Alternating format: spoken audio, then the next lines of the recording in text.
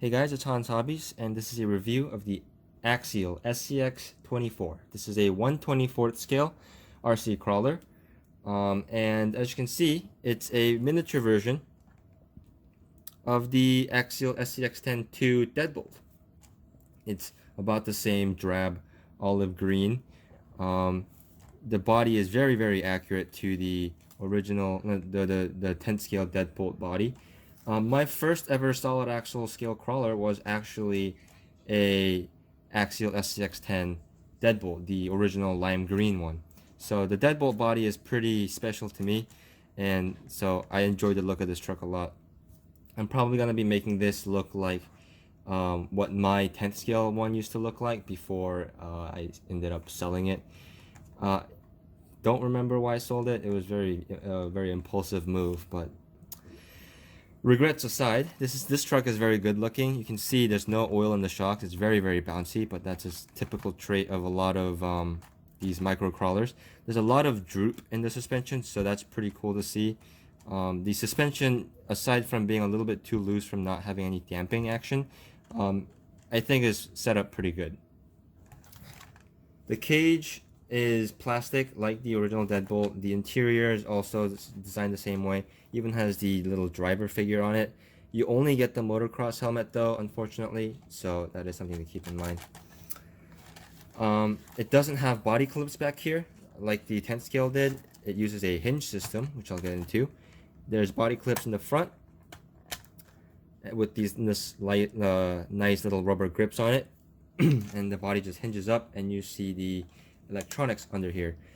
Being a micro crawler or a mini crawler, it does use one of these 2-in-1 receiver ESCs. This is a pretty good one though, as far as 2-in-1s go. This one features drag brake, LiPo cutoff. It also features a third channel and 2 slots for LEDs, and even a third channel for some a third slot for any other accessory. You can also change the setting of it, so you can turn the drag brake on or off with this little jumper over here. The radio system for it is this little radio system. It's fairly full size. It's slightly smaller. Here's a regular 10th scale radio, so it's minutely smaller. So it's good that they didn't give us a cheap little tiny microcontroller. It's pretty good. This is a third channel, a 3-channel controller, which is cool. It has a 3rd channel toggle over here, which actually does work with the ESC included. Nice little foam grip, and it's a pretty decent radio. But as for the truck, it has LEDs mounted in the front. The front bumper, again, is mimicking the CRC style bumper that's on the SCX10 The battery is mounted towards the middle rear here, and the battery that comes with it is this much flatter 2-cell LiPo, 350 milliamp. It's a pretty small battery, but I got this one used and the battery was dead. So what I ended up doing is taking this stock battery plug and soldering on a JST plug on it, because these micro batteries usually are JST, and it makes it a lot easier to find batteries for it. So that's what I have gone and done. You might want to go and do this anyway, because this style is not very common. I really don't like that they did it this way. This plug's not very common on batteries, and it kind of relegates you to buy their overpriced stock batteries. This battery right here is out of a RC 4-wheel drive Galinda 2 1/18 scale. It's kind of thick, but it does fit. You do have to squeeze it down a little bit, but it does fit, and it works pretty well.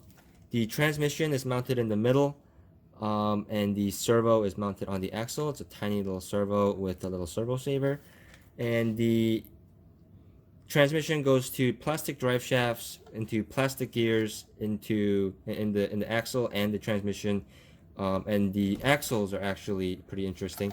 They're pretty thin and have a lot of clearance because they are warm gear operated, so that allows for the pumpkin to be very small and allows for very good clearance, which is something that its older cousin, the ECX Barrage 1/24, couldn't say. So the design is pretty good. Most of it's plastic. The only thing that's metal is the chassis rail, but it is nice that they actually still gave us a metal chassis rail. The SCX24 comes in 3 different body styles. It comes in the Deadbolt in this green and red. It also comes in a JL Jeep body 4-door in a yellow and white, and also comes in a new Chevy C10 body style in a light blue and gunmetal color. The difference with the Deadbolt is basically from what I've seen, the shock towers are slightly different and the links are different.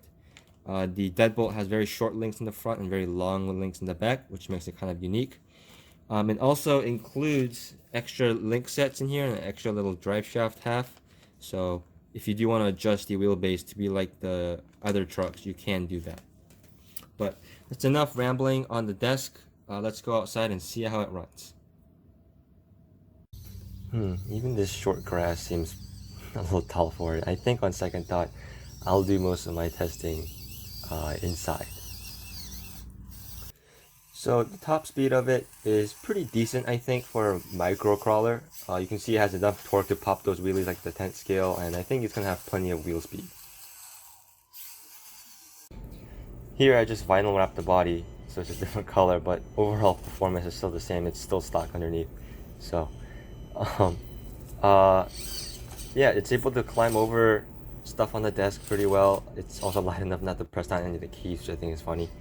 But I think this is essentially what this truck was intended to be for, just climbing over stuff on your desk, and it's really good at it. The droop setup of the suspension also lets it climb over stuff without like bouncing around like a lot of mini trucks tend to do. They don't have any oil in the shocks, so a lot of mini trucks tend to be really springy, but this one doesn't seem to have that problem. It's very, very stable. Where this truck kind of struggles though is in climbing situations. So you can see here, it's not really able to climb over this little obstacle because it's not able to bring the front end down. I think it needs more front weight bias, and also the roll cage at top makes the truck pretty top heavy, so it does like to flip over a lot. So we've added a metal front bumper here, and right there it would have normally flipped over in stock configuration. With the metal front bumper, it's really able to bring that front end down and really climb over stuff. So the climbing performance of this truck can really easily be improved, but it's definitely something that needs to be improved out of the box. So just kind of ignore this new front grille I have on it. I promise I'll make a video on that soon. This is just a prototype. But anyway, yeah, this I think is a pretty good truck. It's definitely a lot better than its predecessor, the 1/24th scale Barrage. That car had a terrible battery. It didn't have any bearings or anything, so it had a lot of drag. The pumpkins are really large, the axles are really thick and large. It didn't clear anything very well. The tires weren't very good. Overall, it just in every single way, I think this is far superior, and for about the same price.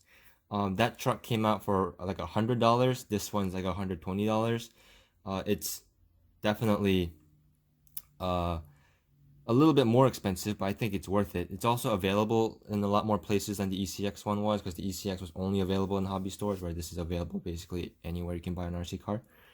So the availability makes it really great. The part support's a lot better with this one. The ECX Barrage also had a problem where if you order parts from like your hobby shop or something, or search up parts, you'll get mixed results with the 1/12 scale Barrage, because it also does have the same name. So this is a lot easier to find parts for. It's also much easier to find upgrades for this. The Barrage, I'm going to keep comparing to that. The Barrage didn't have any upgrades really that you could do to it. There was a ball bearing set and maybe a servo, but other than that, it really wasn't a lot of upgrades you can do. This one, there's like new chassis available. Like I'm showing you here, I have a grill that I'm developing. The metal front bumper, they have wheel weights, they have metal wheels, they have bead locks. Basically everything underneath could be converted to metal. So the the upgrade capability, the upgrade path for this truck is basically only limited by your wallet. So I think that makes this truck overall much better than that truck, and even just on its own, a very good truck. Very good upgrades, very good performance. Um, of course, the climbing performance that you saw could be improved out of the box, but it's not very hard to do and not very expensive to do. So I would definitely highly recommend this truck if you're looking for a micro crawler or just wanting a little RC car to drive around the house or something. Uh, I think this is definitely a very, very good choice uh, in that market. So, thank you guys for watching. If you guys enjoyed, please give me a like, subscribe, comment down below, all that good YouTube shenanigans. And I'll keep making videos on this because this is definitely a keeper and I'll be doing a lot more upgrades to it. So, again, if you want to see that, subscribe, and I'll see you guys next time.